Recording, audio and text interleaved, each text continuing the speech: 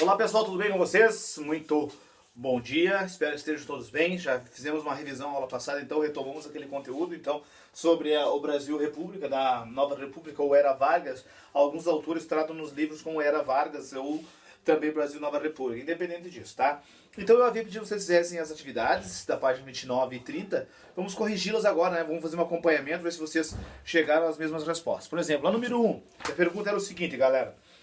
Por que o lançamento da candidatura de Júlio Prestes pelo presidente Washington Luiz descontentou os mineiros, né? Teoricamente, naquela corrida eleitoral que existia, sempre aquela representação hora de São Paulo, hora de Minas, desagradou os mineiros porque era a vez deles concorrerem, né? E aí os cafeicultores paulistas passaram por cima desse tratado, desse combinado, e recolocaram mais uma vez um sucessor sendo paulista. Isso não era o combinado, lembra daquelas eleições fraudulentas, então isso desagradou os mineiros, né?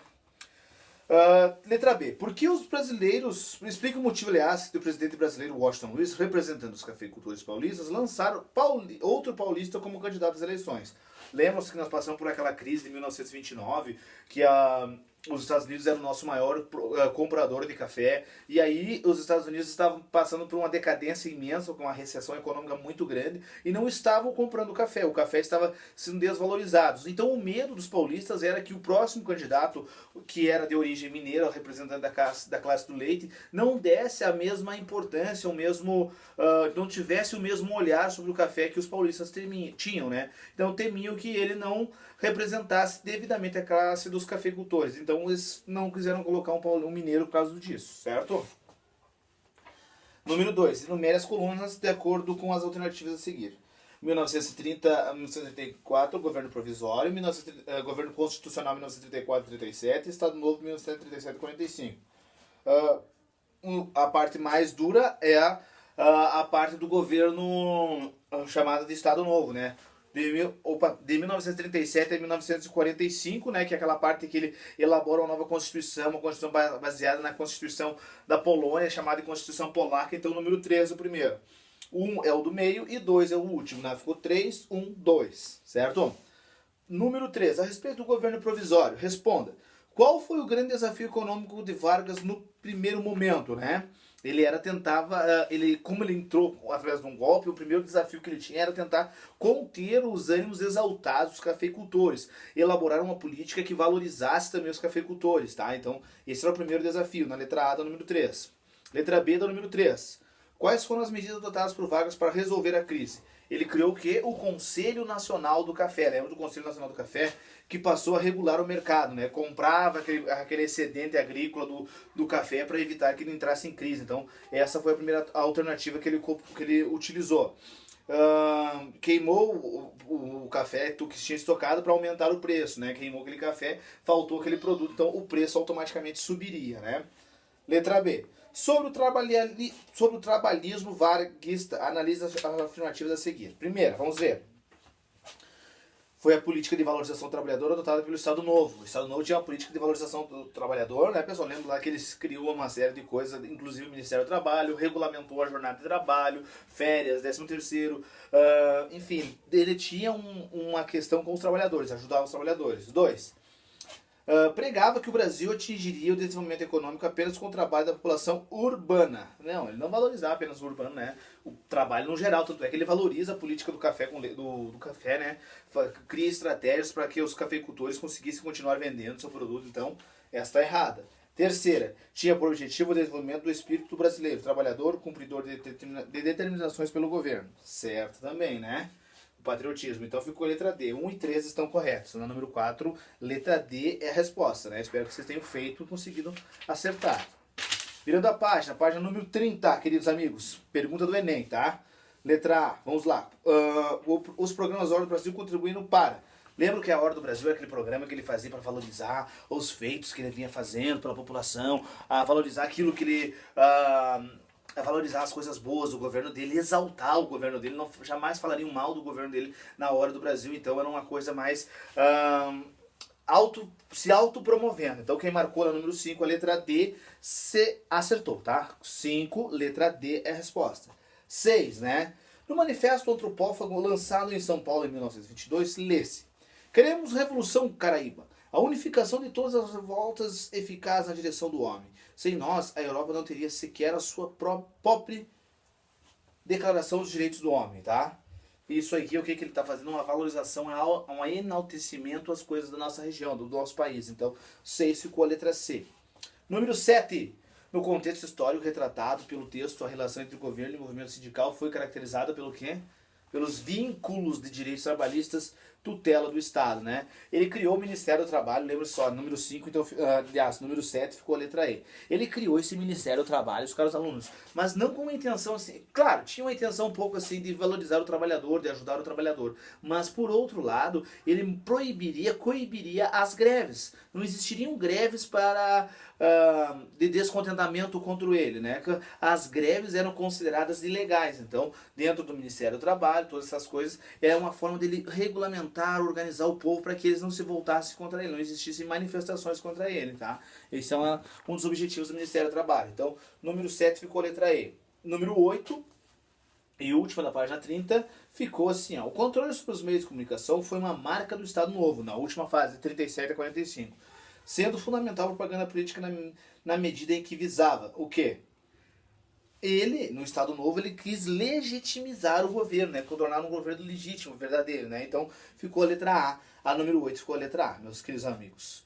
Página número 11 do caderno de atividades de vocês, né? Nós tínhamos o caderno de atividades, vamos deixar corrigido tudo isso aqui. Vamos nessa lá, então. Página número 11 é o seguinte. Organize os acontecimentos na linha do tempo, preenchendo os quadrinhos com a letra adequada. A ordem ficou C, A, D, G, E, F, B. C, A, D, G, E, F, B. Lá no número 1, tá? Aí nós temos aquele observe a imagem, de acordo com a imagem, seus conhecimentos a respeito do contexto histórico da política brasileira, período, faça o que se pede. Pesquisa que se refere à anistia, ou anistia proposta pela campanha presidencial de Getúlio Vargas, né?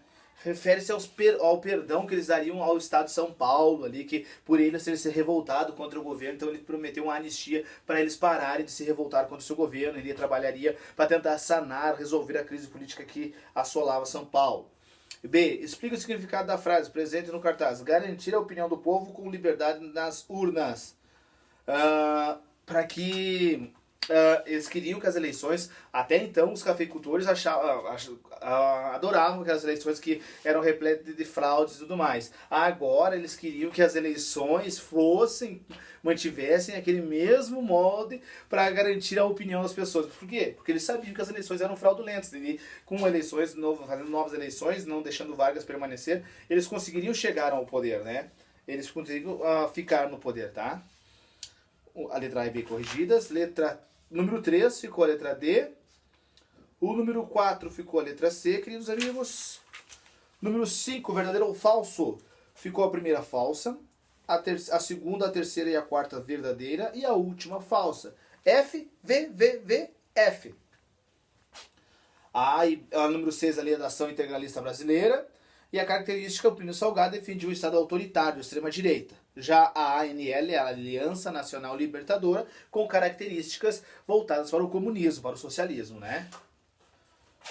Número 7. Em dezembro de 1939, Getúlio Vargas criou o Departamento de Imprensa e Propaganda, o DIP. Quais eram as funções desse órgão, né? Era aquela parte do governo do Estado Novo, daquela parte mais repressora dele, o DIP, né? Era um departamento de imprensa e propaganda, um órgão do governo responsável por fazer o material de campanha de Getúlio Vargas, exaltar, enaltecer o Vargas, com folhas, com livros, com imagens do Vargas, cartilhas do Vargas, programas de televisão com Vargas. Era essa a função do DIP, tá?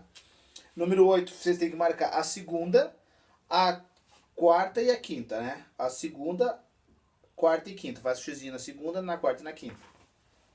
A número 8, tá? Segunda, quarta e quinta. Página número 14. A imagem é aquela, né? Eu estou... número 9. A respeito da imagem, analisa a afirmativa a seguir. Primeiro, Estado Novo ocorreu a revolução do trabalho técnico? Sim. Getúlio Vargas criticava a escassez de doutores? Não. Uma das características do Estado Novo diz respeito ao conceito de cidadão que estava atrelado ao trabalhador útil à nação, certo? E o último, o cartaz representa a política de valorização do trabalho de Vargas, chamada de trabalhismo varguista, certo? Ficou a número 9, letra C.